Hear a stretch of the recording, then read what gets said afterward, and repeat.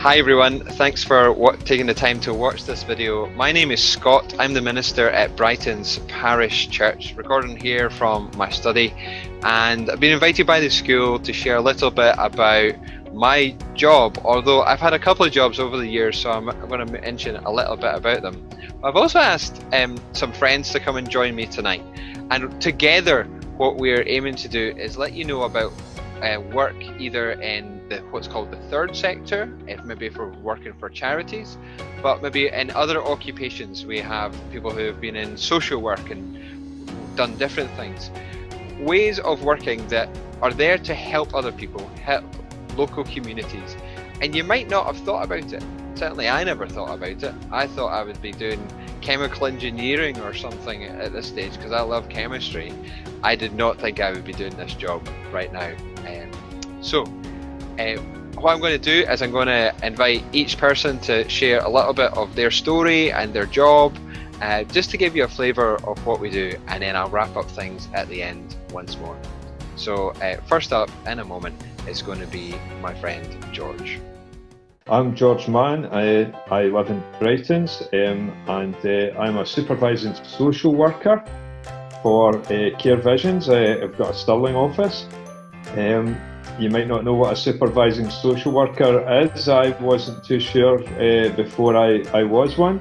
The job is looking after foster carers, supporting foster carers with the young people in their care, which you may not realise that there's always issues with foster carers. I don't know if you might be one yourself, or you might have some friends, and because of the tough life chances they've had, the tough life experiences, there's continue to be issues often growing up. What is my job like? Previously I used to go out and see the foster carers at least once a month, but it's mainly phone-based now, phone-based support, although I have been able to go out here and there and see people briefly, but this COVID time has been difficult, and it's meant that it's been mainly phone-based support. I have 11 foster carers with around 16, 17 children, and the carers, there's lots of issues with young people at school, in the community, maybe struggling with friends and so on, so we try and talk a lot about how best to support them, and there's a little team around each of the foster families, and it's important for foster carers not to feel that they're on their own.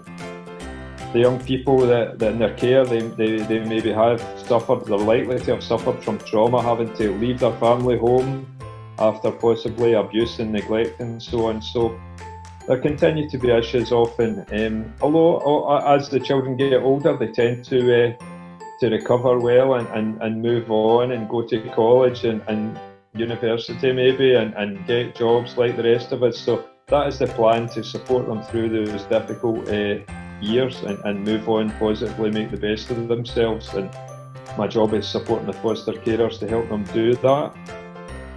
I'm home-based, and I was home-based before lockdown, and even more so now. As I say, the phone and the computer are the keys, and there's Zoom meetings and phone calls and Teams meetings and all sorts of reviews and things over the phone and stuff. So yeah, that's life for all of us now, I think. The normal work pattern, 9 to 5 Monday to Thursday, and an early finish on Friday, 4:30. Quite often you're working over that, but sometimes it just depends. You can have busy days, not so busy days. There's a lot of report writing as well. Every 10 weeks I'm on call, which means out of these office hours at weekends and evenings, I take phone calls from foster carers who have issues outside office hours. The skills and qualifications required: you do need a social work qualification, and experience of working with children and families is pretty essential, and most of the workers are pretty experienced and therefore a bit older as well. I think for myself, I started off really in this kind of line of work in residential social work in children's homes, looking after children in their own homes and children's homes, and I found that to be valuable invaluable experience building relationships with young people. You kind of maybe wondering when did I get into this? I did a psychology degree in my late teens, early 20s, but I wasn't going to be a psychologist. But it was good theory, but I didn't have the practice, and therefore going into children's homes was a good way to do this, and I got into some different work. And it was actually at 33 that I decided I wanted to be a social worker. So I feel for children who are expected to know what they want to do at 14 and 15, because I didn't really know for sure until I had some experience when I was 33. The perks of the job, I suppose, in the voluntary sector generally, it's about seeing the young people make the best of themselves and seeing carers get through the difficult times and supporting people together. But in Care Visions, which is quite a nice one, because up to lockdown I was out in my car all the time, I actually got paid £350 a month to have a car. So that's because it was important to have a car. So I'm still getting paid that, and I still do go out and about now and again. But that's probably the biggest financial perk in the voluntary sector I've known. So that is my job as a supervising social worker. Hi, my name's Ian Bailey and I live in Bredon, and I've been involved with Breeze High School for many years as one of your chaplains, and had the pleasure to go and actually join this event live last year and speak about work within the voluntary sector. My work in the voluntary sector was as Director for Scotland and Northern Ireland with the Fishermen's Mission. And the organisation looked after fishermen and their families, particularly in times of disaster and tragedy. And it was a job where I had to go out and tell people all about it in schools, Rotary clubs, churches, everywhere about this work, and encourage financial support from it. I was based from home, which most of the time working with them was in Brightons when I lived along there. But I've now medically retired many years from it, but still keep in touch with what's happening in the work. The working pattern, it was one of these jobs that you were never regretful that it was Monday morning. You never wished it was Friday, because it was always something happening, somewhere to visit, something to do. Even some of the work went beyond the practical side of promoting and encouraging the finance, and I could visit Glasgow and Edinburgh to injured fishermen. Some of them would spend absolutely months and even over a year in the spinal injuries unit, and that became, I would say, one of the perks of the job, being able to be with them and share with them. And that's what's led me probably more into the work of the local church and the pastoral activities there. I didn't have any major skills or qualifications. The job advert actually asked for somebody with Christian commitment and financial integrity. So I'd always been sure of my Christian commitment for many years from a young person, probably around about your age, and I'd worked in a bank for 10 years, so that just put it all together.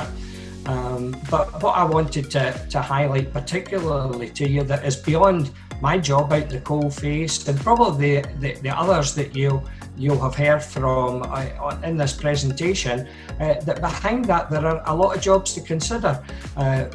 Going into the marketing side of things at university can very much now lead into the type of work that I would do and many others would do for some of the big major charities. And they also need things like in the background, there's a lot of work to be done. Every charity needs an accountant and all these people in that type of area, so that there's other things to be considered. So we've got finance, we've got marketing, we've got editing and media studies.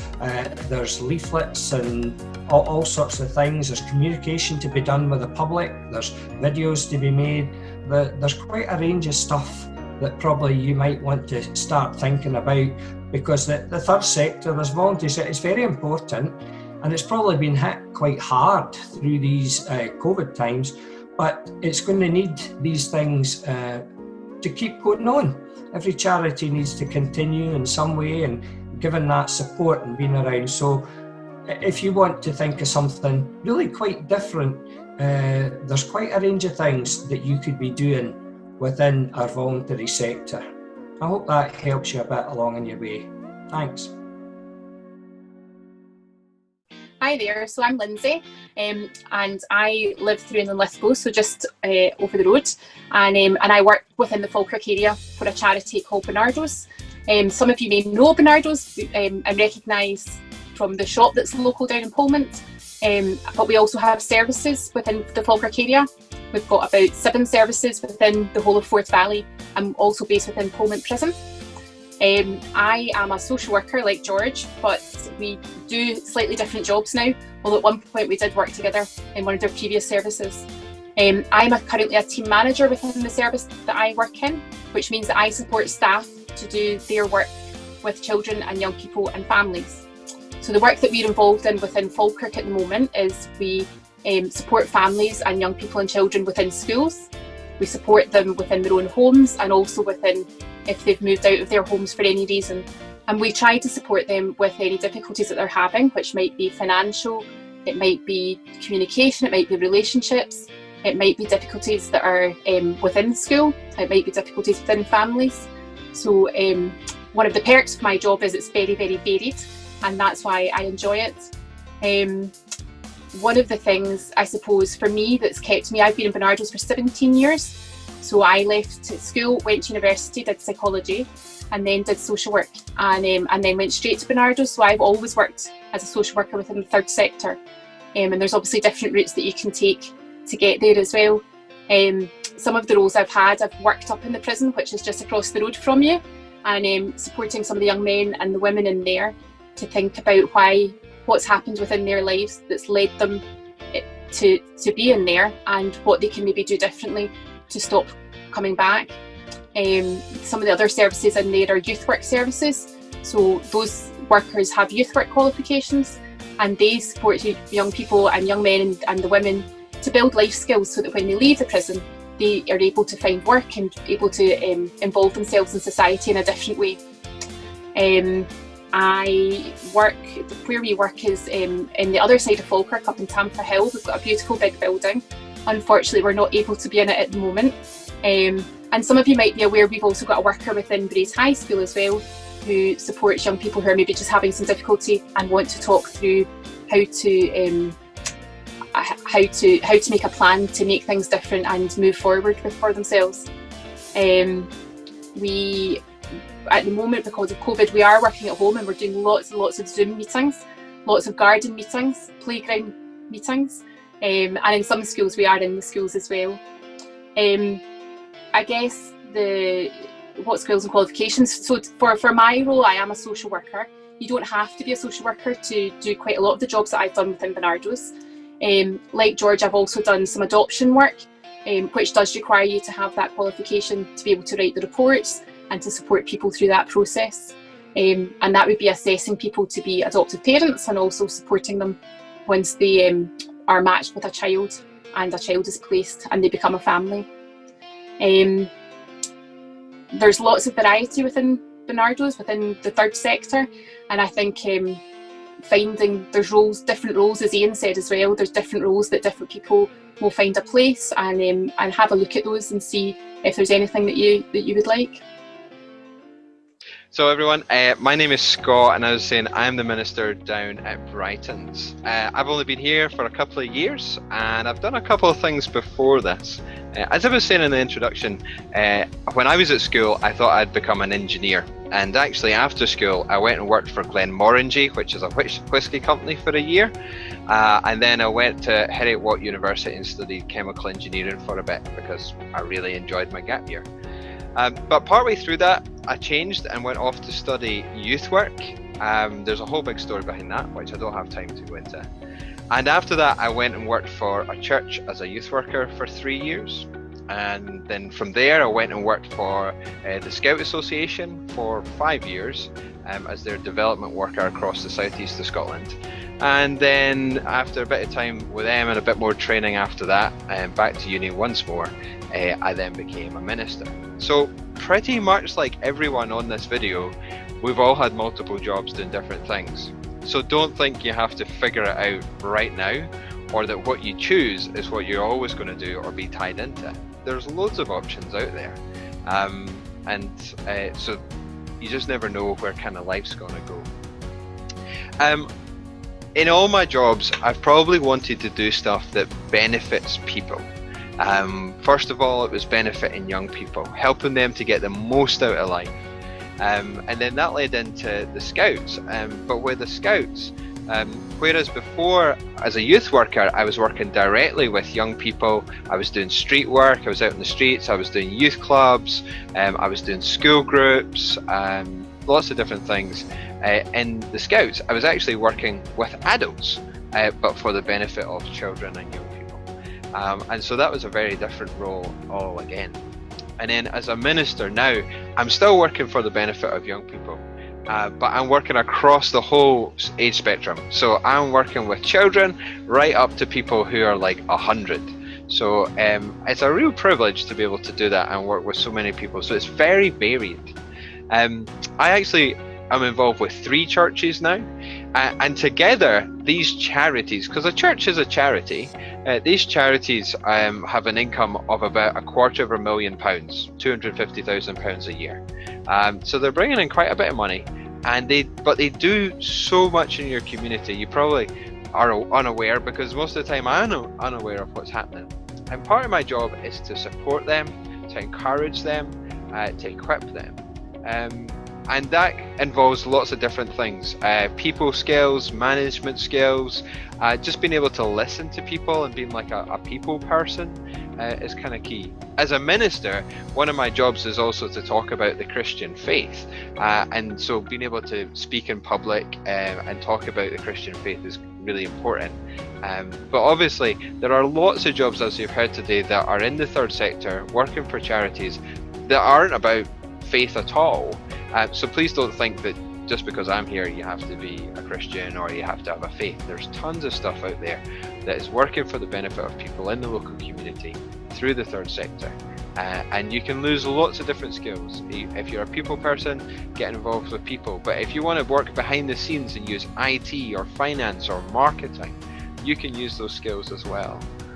Sometimes you're going to need a qualification, maybe at college or university. I've got 2 degrees to get to where I'm at.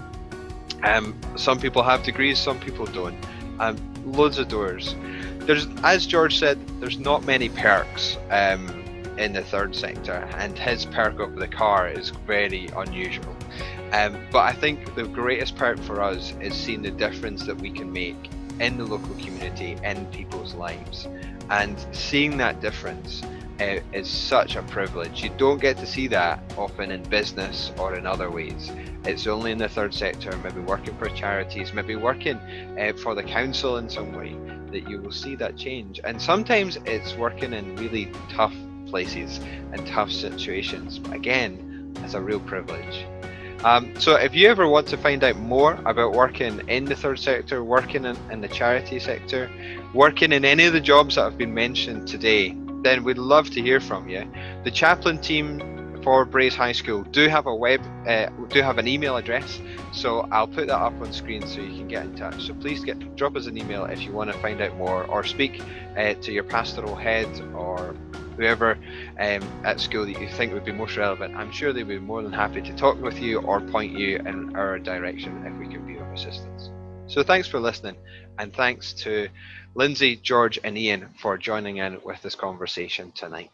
All the best for the rest of your career event.